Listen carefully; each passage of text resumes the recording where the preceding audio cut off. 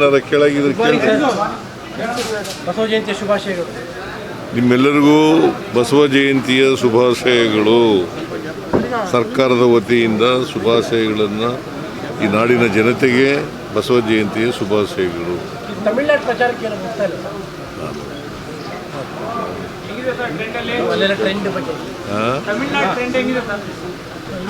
ಗೊತ್ತಿಲ್ಲ ನನಗೆ.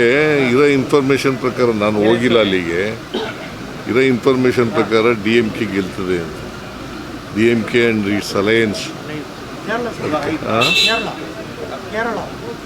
ಕೇರಳ ಗೆಲ್ತೀವಿ ಸರ್. ಈ 5 ಸ್ಟೇಟಲ್ಲಿ ನಿಮ್ಮ ಗ್ಯಾರಂಟಿನ ಕಾಪಿನ ಭಾಳಷ್ಟು ಮಾಡ್ತಾ ಇದ್ದಾರೆ. ಎಲ್ಲರೂ ಕೂಡ ನೀವೇನು ಗ್ಯಾರಂಟಿ ಮಾಡಿದ್ರೋ ಅವನ್ನ ಎಲ್ಲರೂ ಕೂಡ ಪ್ರಣಾಳಿಕೆ ತೋರಿಸ್ತಾ ಇದ್ದಾರೆ. ಈಗ ಯಾರು ವಿರೋಧ ಮಾಡಿದ್ರು, BJPಯವರು ವಿರೋಧ ಮಾಡಿದ್ದು. ರಾಜಸ್ಥಾನದಲ್ಲಿ 2023ರಲ್ಲಿ ನರೇಂದ್ರ ಮೋದಿಯವರೇ ವಿರೋಧ ಮಾಡಿದ್ದು.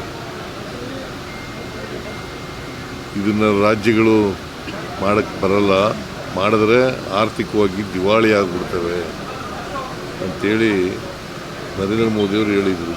ಈಗ ಅವರೇ ಮಾಡ್ತಾ ಇದ್ದಾರೆ. ಈಗ ಮೊನ್ನೆ ಬೆಂಗಳೂರಿಗೆ ಬಂದಾಗ ಒಂದು ಭಾರಿ ಚರ್ಚೆ ಆಯಿತು ಸಾಮಾಜಿಕ ಜಾಲತಾಣದಲ್ಲಿ. ನೀವು ಅವರು ಕ್ಲೀನಲ್ಲಿ ಏನು ಮಾತಾಡಲಿ ಅಂತ ಪಿಸಿ ಅಂತ ಇತ್ತು.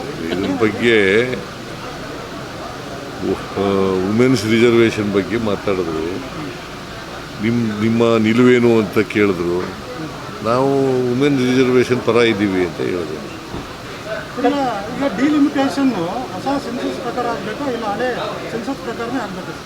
ನನ್ನ ಪ್ರಕಾರ ಡಿಲಿಮಿಟೇಷನ್ ಮಾಡಬೇಕಾದ್ರೆ ಹೊಸ ಸೆನ್ಸಸ್ ಆದಮೇಲೆ ಮಾಡೋದು ಒಳ್ಳೆಯದು. ಯಾಕಂತಂದರೆ ಅದಕ್ಕೋಸ್ಕರನೇ ವಿರೋಧ ಮಾಡಿದ್ದು ನಾವು. ಡಿಲಿಮಿಟೇಷನ್ ವಿರೋಧ ಮಾಡಿರೋದು, ವುಮೆನ್ ರಿಸರ್ವೇಷನ್ ವಿರೋಧ ಮಾಡಿಲ್ಲ. ವುಮೆನ್ ರಿಸರ್ವೇಷನ್ನ ವಿರೋಧ ಮಾಡಿಲ್ಲ. ಯಾಕಂತಂದರೆ ನಾವು ಆಲ್ ಅಲಾಂಗ್ ವುಮೆನ್ ರಿಸರ್ವೇಷನ್ ಪರ ಇರೋರು. ಈಗ 73-74 ತಿದ್ದುಪಡಿ ತಂದವರು ಯಾರು? ರಾಜೀವ್ ಗಾಂಧಿ. ಮತ್ತು ಕಾಂಗ್ರೆಸ್ ಪಾರ್ಟಿ ಅಲ್ವಾ 73-74. ಲೋಕಲ್ ಬಾಡೀಸ್, ಜಿಲ್ಲಾ ಪಂಚಾಯಿತಿ ಮತ್ತು ಸ್ಥಳೀಯ ಸಂಸ್ಥೆಗಳು ಇದ್ದಾವಲ್ಲ, ಮುನ್ಸಿಪಾಲ್ಟಿಗಳು, ನಗರ ಪಾಲಿಕೆಗಳು, ಅವರಲ್ಲಿ 50% ರಿಸರ್ವೇಷನ್ ತಂದಿರೋರು ಯಾರು? ಮಹಿಳೆಯರಿಗೆ. Congress party only. ನಾವ್ಯಾಕೆ ವಿರೋಧ ಮಾಡ್ತೀವಿ? ಅವರು ರಾಜಕೀಯ ಮಾಡ್ತಾ ಇದ್ದಾರೆ. ನರೇಂದ್ರ ಮೋದಿಯವರು ರಾಜಕೀಯ ಮಾಡಿ ಈಗ 23ರಲ್ಲೇ ಪಾಸ್ ಆಯ್ತು. ಪಾಸ್ ಆಯ್ತಲ್ವ? ಆಗಲೇ ಜಾರಿ ಕೊಟ್ಬಿಡೋರು. ಅಲ್ಲಪ್ಪ, ಯಾಕೆ ಇಲ್ಲಿ ಗಂಟೆ ವೆಯ್ಟ್ ಮಾಡಿದ್ರು? ಆಗಲೇ ಜಾರಿ ಕೊಟ್ಬಿಡೋರು. If they are committed for women reservation, they should have implemented long back. ಭ್ರೂಣ ಹತ್ಯೆಗೆ ಹೋಲಿಕೆ ಮಾಡ್ತಾ ಇದ್ದಾರೆ ಸರ್. ಅದು ಭ್ರೂಣ ಹತ್ಯೆಗೆ ಹೋಲಿಕೆ ಮಾಡ್ತಾ ಇದ್ದಾರೆ. ಪ್ರೈಮ್ ಮಿನಿಸ್ಟರ್ ಕಾಂಗ್ರೆಸ್ ಭ್ರೂಣ ಹತ್ಯೆ ಮಾಡಿಬಿಡ್ತು. ಅದೇಪ್ಪ, ಅದಕ್ಕೆ ಡಬಲ್ ಸ್ಟ್ಯಾಂಡರ್ಡ್ ಅಂತ. ನರೇಂದ್ರ ಮೋದಿ ಅವರಿಗೆ ಸಾಮಾಜಿಕ ನ್ಯಾಯದ ಪರ ಇಲ್ಲ. ಅವರು ಸಾಮಾಜಿಕ ನ್ಯಾಯದ ಪರ ಇಲ್ಲ.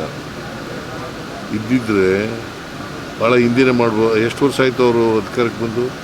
12 ವರ್ಷ ಆಯ್ತಲ್ಲ. ಯಾಕೆ ಇಲ್ಲಿವರೆಗೆ ಮಾಡಲಿಲ್ಲ? ಕಾಂಗ್ರೆಸ್ ಡಿಮಾಂಡ್ 23 ಪ್ರಕಾರನೇ ಮಹಿಳಾ ಮೀಸಲಾತಿ ಕೊಡಬೇಕು ಅಂತಾನೆ ಇಲ್ಲ. ಮೀಸಲಾತಿ ನಮಗೆ ಇದು ಈಗ ಜಾರಿ ಮಾಡೋಕ್ಕೆ ತೊಂದರೆ ಏನಿಲ್ಲ. 23 ಪ್ರಕಾರನೇ. ಅದು 23 ಪ್ರಕಾರ ಮಾಡಿ ಅಂತ ನಾವು ಹೇಳ್ತೀವಿ. ಡಿಲಿಮಿಟೇಷನ್ ಮಾತ್ರ ಸೆನ್ಸಸ್ ಆದಮೇಲೆ ಮಾಡಿ ಅಂತ. ಈಗ ಈಗ ನೋಡಿ, ನಿಮಗೆ 50% ಅಂತ ಮಾಡಿದ್ದಾರೆ.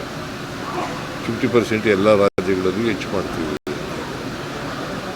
ಸಪೋಸ್ UP, ಕರ್ನಾಟಕ, UPನಲ್ಲಿ ಎಷ್ಟಾಗುತ್ತೆ? 120 ಆಗುತ್ತೆ, 42 ಆಗುತ್ತೆ. ಸೊ ನಮಗಿಂತ ಜಾಸ್ತಿ ಎಷ್ಟಾಗುತ್ತೆ ಅವರು? ಅದಕ್ಕೆ ಸೆನ್ಸಸ್ ಮಾಡಿ ಅದನ್ನು ಸರಿಯಾದ ರೀತಿಯಲ್ಲಿ ಮಾಡಬೇಕು. ರಿಸರ್ವೇಷನ್ ಮಾಡುವಾಗ ಎಲ್ರಿಗೂ ಸಮಾನವಾಗಿ ಹಂಚ್ತಕ್ಕಂಥ ಕೆಲಸವನ್ನು ನಮಗೆ ನ್ಯಾಯಯುತವಾಗಿ ಎಷ್ಟು ಹೆಚ್ಚಾಗಬೇಕು? ನಮಗೆ ನ್ಯಾಯಯುತವಾಗಿ ಕರ್ನಾಟಕಕ್ಕೆ ಈಗ ಸರ್ ಈಗ ಪಾಪ್ಯುಲೇಷನ್ ಮೇಲೆ ಮಾಡಿದ್ರು ಕರ್ನಾಟಕಕ್ಕೆ ಕನ್ನೆ ಆಗುತ್ತೆ. ಯಾಕಂದ್ರೆ ಸದರ್ನ್ ಸ್ಟೇಟ್ಸ್ ಅಲ್ಲೆಲ್ಲ ಪಾಪ್ಯುಲೇಷನ್ ಕಂಟ್ರೋಲ್ ಇದೆ, ಬಟ್ ನಾರ್ದರ್ನ್ ಸ್ಟೇಟ್ಸ್ ಯಾಕೆ ನಾವು ಇದು ಮಾಡ್ತಾ ಇದ್ದೀವಿ ಅಂತಂದರೆ ಪಾಪ್ಯುಲೇಷನ್ ಕಂಟ್ರೋಲ್ ಇದೆಯಲ್ಲ ಅದನ್ನು ಸದರ್ನ್ ಸ್ಟೇಟ್ಸ್ನಲ್ಲಿ ಚೆನ್ನಾಗಿ ಮಾಡಿದೆ. ಉತ್ತರ ಕರ್ನಾಟಕದ ಉತ್ತರ ಭಾರತದವರು ಮಾಡಲಿಲ್ಲ. ಸೊ ಈಗ ಅವ್ರ ಜನಸಂಖ್ಯೆ ಜಾಸ್ತಿ ಆಗಿದೆ, ಅವರು ನ್ಯಾಚುರಲಿ ಅವ್ರಿಗೆ ಅನುಕೂಲ ಆಗುತ್ತೆ, ನಮಗೆ ಅನಾನುಕೂಲ ಆಗುತ್ತೆ.